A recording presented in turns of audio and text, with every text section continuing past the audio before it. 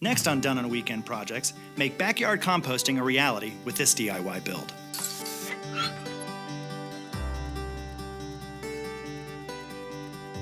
Hey everybody, it's Doug Scott with Redeem Your Ground, and once again, I've joined forces with our friends at Exmark to do another Done on a Weekend Projects video. On today's video, we're going to show you how to build composting bins, which is why I'm glad to be joined by someone who knows just a thing or two about composting, my friend Joe Lampel. Joe is not only the Joe behind JoeGardner.com, but he is also the host of the Emmy Award-winning show, Growing a Greener World. Joe, thanks so much for being a part of this video and for letting us be here at the garden farm. It's my pleasure. Welcome. Thanks for coming. All right, Joe, so I hear a lot of people talking about the 3 R's of composting. Can you tell us what that stands for and why composting is so important? Absolutely. Reduce, reuse, and recycle. We're reducing our waste, we're reusing it back into the garden, and so that's the epitome of recycling. Yep. And compost is great for that. Okay. We're building a 3-bin composting system here, using pallets, which are totally free, they last a long time, and they're easy to put together. Okay, so I hear you say 3-bin composting system. I see online, 1 bin is kind of what people are suggesting is the best thing to do for composting. Why are we going to the trouble of doing 3?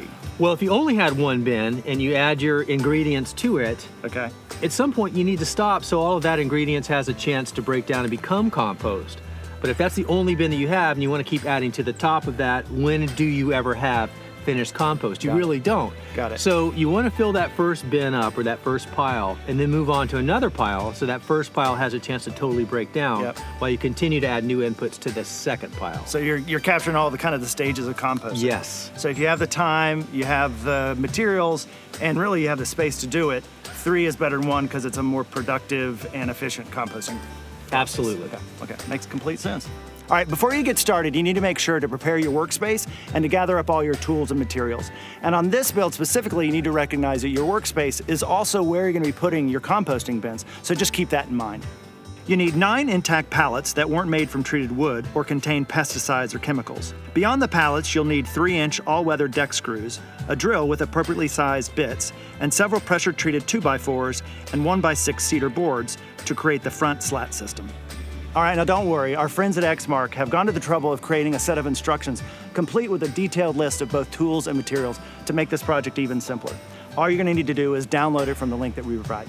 All right, Joe, you ready to get started? I am totally ready. All right, let's do it. To create the first outside corner of your 3-bin system, place and screw together 2 pallets at a 90-degree angle. Be sure to face the side of the pallet with the most slats inward to help keep the compost ingredients in place.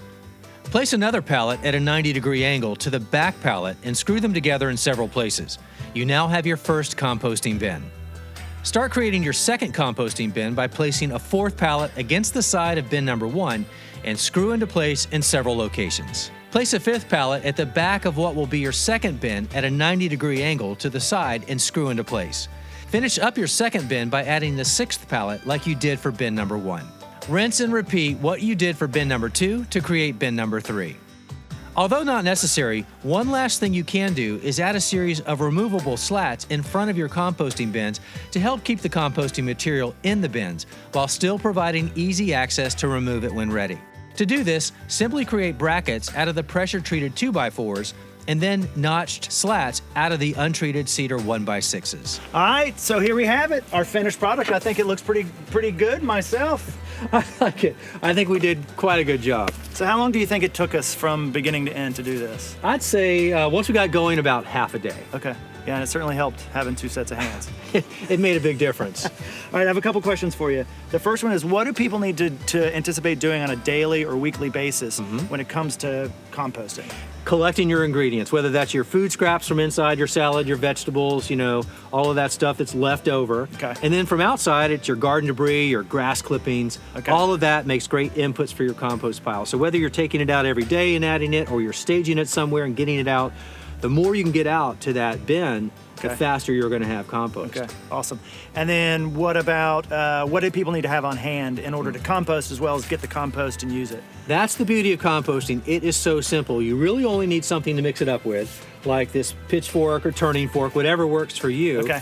And then you need to keep the pile moist. So as you're turning it, that's the perfect time to spray it down. You want it to be about like a damp sponge. That's the good guide. All right, so having a hose nearby or something, water source, and the wheelbarrow, of course, if you want to take large loads of it out into your yard. Yeah, that would be the best of all things. When you have so much, you need a wheelbarrow to get it into the garden. Well, it seems simple enough. It is. It is.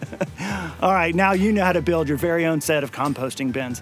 And I really do think it's going to be something that you and your family are going to enjoy doing together. And besides that, the plants and the environment are going to benefit. So everybody wins, right? Absolutely. All right, well, thank you for being a part of this and allowing us to be here at the garden farm. It was my pleasure hosting you. Thank you for coming. It was a lot of fun. All right, thanks for watching, and please check out our other Done in a Weekend project videos that we have online. And don't forget to download the instructions that we provided that will walk you through this build step by step. Thanks, and I hope you have a great rest of your day. Take care.